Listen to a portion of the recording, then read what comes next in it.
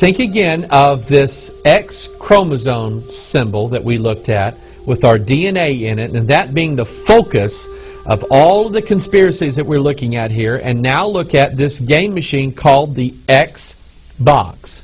And up until now, it really to me hasn't made a lot of sense why they named it the Xbox. Until now, this new paradigm, this new way of connecting with the computer world it was called the Natal Project or the Natal Project. Now it's called Kinect, and the variant spelling has to do with kinetic energy and motion being what connects us with the computer world. And so already games and applications are being developed that make use of this new technology. And here's one. This is interesting to me. This is on the Kinect line, and it's for the Xbox, and it's called Your Shape Fitness Evolved. How many other things in this world have to do with evolution and the transformation of mankind? By the way, take a look at the symbol located here, Your Shape Fitness Evolved. We're going to talk about that. What does this have to do with this idea of Kinect? What is the truth behind it? The fact that the fourth kingdom that Daniel talked about, in fact, let's look at the scriptures here.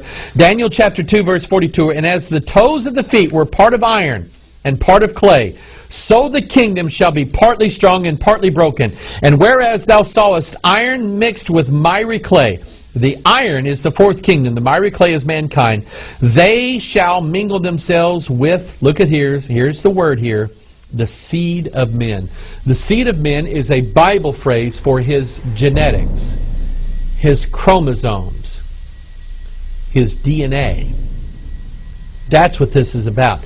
This fourth kingdom is not a kingdom of this world. They are principalities, powers, rulers of darkness, spiritual wickedness in high places. These are spirits. This is a spiritual kingdom.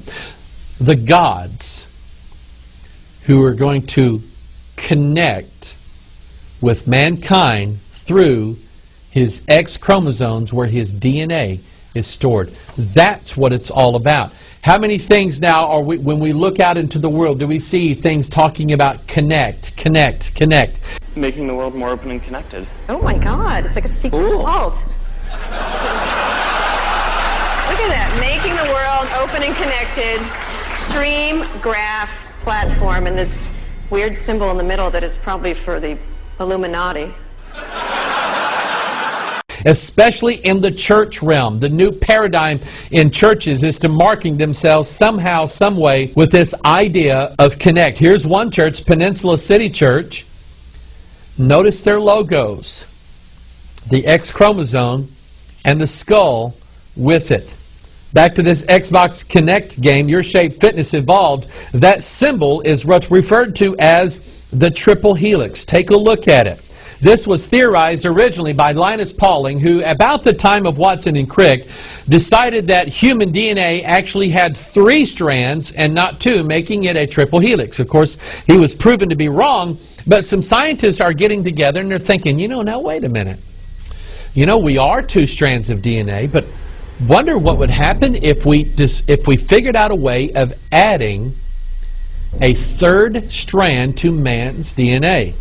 Hence an article coming out of Scientific American, Triple Helix, designing a new molecule of life, literally taking man's 2-strand DNA and adding a 3rd strand to it. That is the meaning behind the Triple Helix logo, behind the logo here that is on the Xbox game. That is the meaning behind the capstone and the unfinished pyramid. In the world of the occult and Freemasonry, the unfinished pyramid represents man's 2-strand DNA. It isn't complete in their eyes. It needs to have something added to it. What's added to it?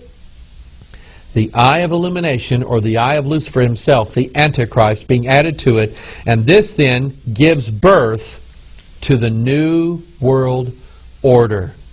Now, we referenced earlier this image that Nebuchadnezzar saw in Daniel chapter 2 and how it symbolized the 4 kingdoms, and the 4th kingdom being a connection, a fusion between the spiritual world and the human world inside of their DNA. In Daniel chapter 3, Nebuchadnezzar actually builds the image into the form of an idol, and it's, of course, 60 cubits tall and 6 cubits wide. It has these 6s all over it. We just recorded a video called Revelation 666. It will be coming out, and I will explain to you why that number 6 is used there. But here's a sort of an image, an idea of what that image actually looked like.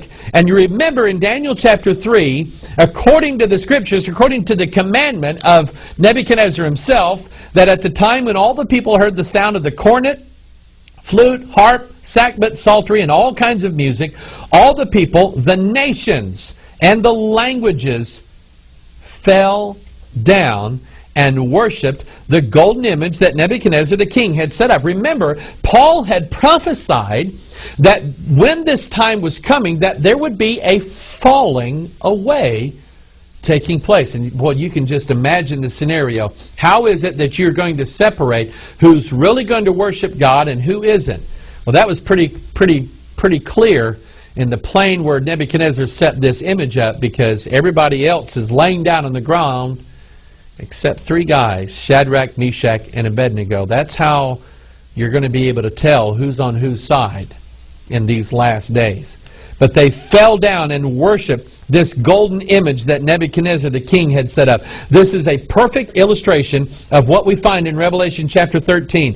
The false prophet deceiveth them that dwelleth on the earth by means of those miracles which he had power to do in the sight of the beast, saying to them that dwell on the earth that they should make an image to the beast, which had the wound by a sword and did live. And he had power, look at this, he had power to give life unto the image of the beast, that the image of the beast should both speak and cause that as many would not worship the image of the beast should be killed. That's exactly what Nebuchadnezzar said. Anybody that doesn't worship this image that I set up, they're going to die. They're going to have to be thrown into the fiery furnace. We know the rest of the story, but it's a prefiguring of what is going to happen in the last days. And folks, right now, the imaginations of mankind back, and I've been pondering these verses ever since then. The idea that not only mankind would worship an idol, a statue, something made of stone, but he would actually become that. Psalm chapter 115. But our God is in the heavens. He hath done whatsoever he hath pleased. Their idols are silver and gold, the work of men's hands. Now I'm going to stop right here. This right here is the work of men's hands. Of course, it's not an idol yet, but this is where we're headed. This is the work of men's hands. And when we're talking about the singularity, we're talking about what mankind is able to do with mankind, rather than what God is able to do. Remember the Tower of Babel? They said, let us build a city and a tower. The truth of it is, God already has a city. It's called New Jerusalem. And He already has a plan whereby that city will come down to mankind. Man doesn't have to do it. But you know how man is. Man is going to build his own image, his own God. They have mouths, but they speak not. Eyes have they, but they see not. They have ears, but they hear not. Noses have they, but they smell not. They have hands, but they handle not. Feet have they, but they walk not. Neither speak they through their throat.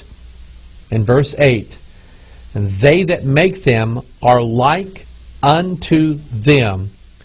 So is everyone that trusteth in them.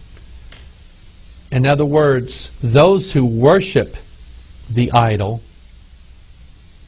are going to be like the idol. Similarly, those who worship the true God are going to be like the true God. This Bible is absolutely fascinating, because people are racing toward their own godhood and their own destruction in this world. And it's happening fast, very fast. Who knows when the paradigm shift will actually take place? But more than likely, in our lifetime, we're going to see this happen. Are you ready? What are you trusting? See, we like to trust machines. We like to trust pharmaceutical companies. Not a good idea. We like to trust doctors. I don't have anything against doctors. I don't have anything against certain medications. But I'm telling you, we're putting all of our trust in things of this world. And eventually we're going to end up putting our trust in mankind. And God says, trust me. So in this same chapter, Psalm 115, God said, O Israel, trust thou in the Lord. He is their help and their shield. O house of Aaron, trust in the Lord. He is their help and their shield. Ye that fear the Lord, trust in the Lord. He is their help and their shield. Verse 17, the dead praise not the Lord. No, they're out worshiping an image of the beast. Neither any that go down into silence. But we will bless the Lord from this time forth and forevermore. Where's your trust? Where's your trust? There's part of me, I look at the technological advances that are going on in this world right now. We're using technology right now to spread the gospel all over the world, and I think it's absolutely fascinating what a world we live in. But I'll tell you, mankind is about to run to a barrier that God has placed that he should not cross. And yet, man, you know how we are. We're like children. When our parents say, don't go in there, that's what we're going to do. And mankind is about ready to bring about his own destruction by way of the singularity. I, however, and you, however, should trust the Lord. And here's what I mean by that. They're talking about giving the president and certain people in the world an off switch to the internet. And, you know, while that worries me a little bit in that we wouldn't be able to get our Watchman broadcast out, I can tell you that for thousands of years, people stood with the Word of God in their hand, and they preached it without technology. I like to search the Scriptures on my computer, on my word search program, and look at it, but I will tell you that if I lost all of that tomorrow, I could still be old school here and just read the Bible.